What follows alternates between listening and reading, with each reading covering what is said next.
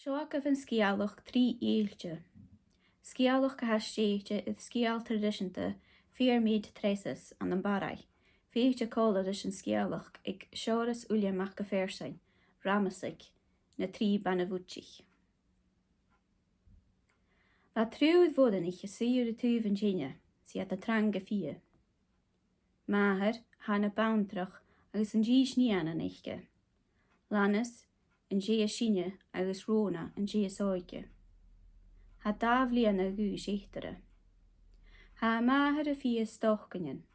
Stochganin son bochtanen son ias garóg a edeskai. Agus ha na dís níanan an dúl, gensi an bainse ia. Atse ha a fia, gainach gat a máhar, scialach ganise, man na lúpen agus na patran, a vai het cruachig, doe de vai siúl ma goers a chosten hier, doe de vai na sóike, doe de vai gopperig an skatan. Welk na hianan seo a gopperig fug alappe, bo stornweg agus sias go balla jaarmaith an an kosten hier te hasin. Maar nach raad de gopper a kútig, fug at a fie.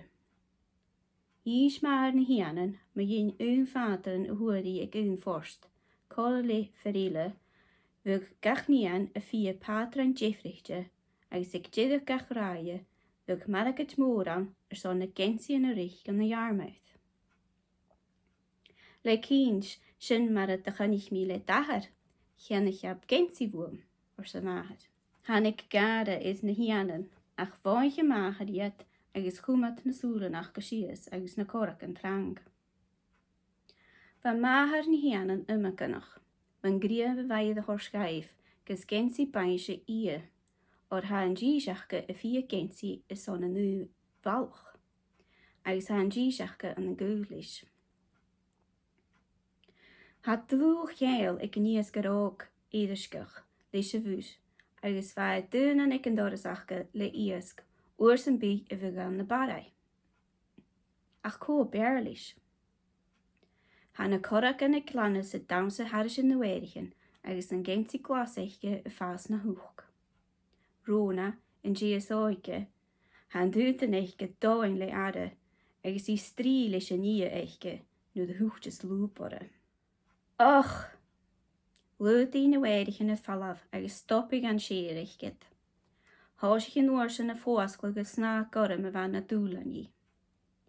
O Rona, bí feutnach, na ruppe nie ac at sies, va an bacht heen kerske leor. Sé an lichtichen ik an drenja meke, gaan nuring o een o usse jano. Leem an kacht van unjak, agus hás ik a kluchlis a vaule, sna like kassen Rona. Ach, ars Rona, hok I soas het coole hien, hok I het vallen van sna woeie, agus haring I machas a roemlish, agus a machas a dich, agus goeien dat is leep brak. Leke ma het a mach osne. Agus hás ik hier tjong agus sna, agus baule jano je. Agus chudi na bidden fie, agus na wadakel jen jensi, steig an basket ik Rona, is son an avanting. Na la, jedig Rona, tra, agus chudi jore uitach os aas a buringi. Hyundai is hoekie soele de puur, a van a katel haast, maar chroskik se lepi. Agus a groek baan I de chloosik, maar femen den draai. Ga Rona en tei, le pianak agus basket, agus nu de weie den trie, glunjug I strang de tjien, wo maher se lepi. Ga wie een slie sies gunne valle, waar je veichking en wen gietke. Se laag kjouw gewan, agus nu de hoe Rona na saske den tei ke wen gietke, gunne I en jen gallig, tuwe moeien tei, e biergug na kerkenetje. Hyundag a gallig m goers, koeit tran jou. Rona, du haun, rash mara. Ai, smi haun. Hike steie grai. Gai Rona steig an tei gorige, agus hui die tuven jene an an jees mi an je noemor. Le tochtjes streep tjumichalore, soos gan een tuil, ik moedig an tei. Vergaat de goed vie. Hoe Rona sechet de wasket gan een win gietke. En ro kacht de liep sjo. Ba. Wel stocha go ré an sná han róna. Ba gá minat.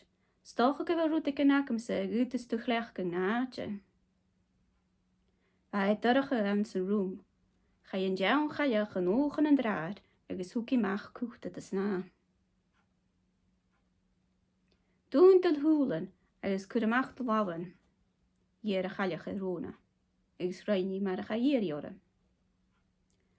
Chud a chaiach an sná ma gúirt na láhan. Agus cháisi hí báil a sná gruiach go dhéanamhas. Tá scialach gawn me dhéanaan sná seo róna. Tá tín bhó ma hrúd ferichin ha fudach an san ílan scianach fascid bai na fenachan. Agus gach saoin, bí ma ferichin a dul sias chun an drai gus damsa agus sein san uisce. Agus gach bliana hic 3 rúd an gerach amach san uisce. Hic I gat suas chun an daiachcha far a rá na gúdiach go héin. Agus an nairach ha na huaine bre agus ha cáitich an gerach ora son díadach bhliana agus sauna sa sin ha an sná seo a tín gus údach gruiach go ie. An a bhain an nápianach go leach ruúa an geabhra sin. Lik ma ferichin leis na rút an gerach na cúrich achgasan a rút a cúteach. Sons go búdangaif géint sí an gerach ie. Ach na droch nápian in jóin va gael ban a bhútich ora, cha liggig mo ferichin na rút an gerach a gáil fascin na cúrich achgasan. Va faramat is na droch nápian. Va het héanaar son sná gruiach gain.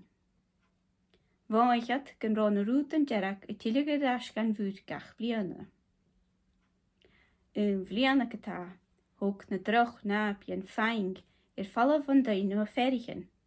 Agus lachgat na rút an gerach nu wat a tilige ras gan bhúd. Chudat na gúrich ach go héin is stoi cóla roa, as nu de hoed ma ferichin amach me een, va het gó ferachach. Ruiad sias chun a chlatach, agus huinead, agus gansat, agus húcht ballichin in ein sias. Chun ik get an oor sin na rút an gerach, agus na huain jirik, en va den brein bliana va sin. Sias chun a chlatach, cóla í gach cúre a vec na nápian, agus chaiad amach a sheldig is a bhúd. Har á rút an gerach acal ag bai na fenachan. Ach a cúta na gá acamsa gé háast. Háisich a chaiach a sein. Ba róna a fadach an catalach nu de bhai smúnin iad an scialach agus a clúindin glach na weirichin fuair ma fia. Ach nu de goscailí a súlan bhai únú a réire tuva muia dhéchte ag tuia ven hítke ach bha an bascatich go traum. Ba grían na dearsig tron cheá, agus hiúnda I díist is son na chaiach eichgin a bíothug na kerken. En roi haast de katel. En jy aslik gewan, nu de wij steeds de dag, en tar aan sy skialach. Ga het roe na sies de vasket, agus likkie mach hospik. Aan sy vasketichke, na patren je sneaf tjumichel na weirchen staling, va gensi gerach. Da doin dana, da na roet en gerach ek bij na fennaken. Da een ul. Chodi het vallach en vier, lys a bheannach son na reichking na nápia né, agus ruí jachi. Háisií a cúr críoch a dhéntí tro tú na heige, agus áran na bhainchíirce a dul timichel agus timichel sa cheannaiche, agus ro diad go deachgain ba é dísalichke. Ba da dhéntí álainn dísal de bhórt an sa kitchen. Ha scial gach gentí bú na pátrin. An san gentí glas ag glanas, ha na pátrin a gíise man bhúd, rápich na váte agus daimen is an na lín iascach. Suas go mianne gentí ha croscach céthe chasach, agus achgar iad gach túh.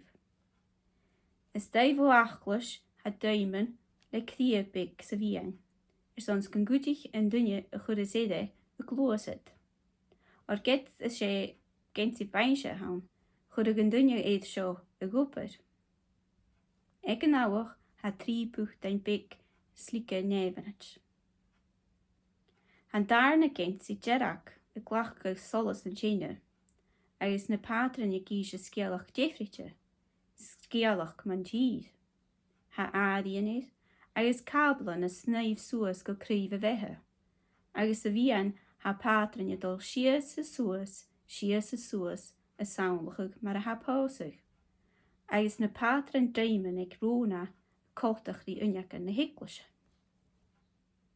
Ach dé an fer a thug an gile. An nuige sin héin han ag groch ag an duras agus an gile iad an starsich. Iar máthar na hianan I hína stei, agus I tranga sealtanga na gensian vid a bhórst. Hu gésan hí iasc agus galaf I gangútach. Bha na hianan na sésa gach túvan Gine an san dútach spatchalachga. Bhín róna an tuiseach. Han dámach at tuga dhéanú. Ba an gile tígfach. Stellis an dí seachga, ach ha chríe le té mará. Dé an gensi I dhí. Hier róna iad an gile a gásta nach a suas múlacha hín. Agus thugi dhé an gensi bha a bhaid a ia ga. Chud I nuair sin an gensi Gerach éid. Bha team. Mahar son a gúach amach ach bha náwach ást, agus cháisich an gile is slúdach náwach agus fallas a tínéid. Hu cróna céime ráise san súla hortid an uppareiche. Ba go má táilte leis. Han ag lanas na sasce de gile agus slúdi dhé a génsi Gerach. Gas an gile rútbig Gerach san útan agus séisaf an sin le tíadach léineid. Ho clanas an génsi glas agus chudí iad a gile. Gyd tíadach tucht aga. Háisich na corach an eiche crí at sa bhaid dúna na puchtain iad an áwach. Chai an gile sias iad a glún. Ba iad an piúar a síne a thug, an piúar chór an génsi glas. Ha deachach 3 iasc ihe an nuige sin. Chai rónag an lepi a cúne agus an seachinen, agus amachas spéis I chud an cúchpalé a bhanis gus an deléis crí róna pican. Yn vating nu de glach clanne súl róna, hu gi seachad gara big agus thuairsi. Húcain, gur sannach tíg sin a choiseach iad a chladach mar a rein sin nu de bhasin joog. Ba an rai iad aarchug ach bhai haast carfuar, s mar sin chud a dor a cleochgichen. Chai het sias go múlach na stachke, agus reinat an dlia sias chun an drai, far an derúiad tarsin a jenneich. Ba alwaan a dolamach, agus chiagat an gúmach dorige ag bate iascach id fare. Stocha go ré an diascad éiriske gehaun, a torste stein na líneke. Cháiad dat as an glán krike, agus at sa wat nan suie, háisich an lá a fás an splaie. Hu cróna amach cíd van a fáchgat se chláichke. Troad agus suim am channiu, le glúm de ruach a chiidig, ha scialach gach am gút, agus ór an úr. Huig lannes a kaint amach gut múd, agus a drím le a piúr. Háisich róna círe a grúig, agus a sein, agus ma dúri fiús an scialach gíse, va lannes na catal. Róna fíchen na gan grúig ag lannes, a clech go gannémen a bheit a chrik iad an roi a suie. Hési suas, agus gagi an cíd vi túfa piúr, agus háisichi a cosach suas an drai.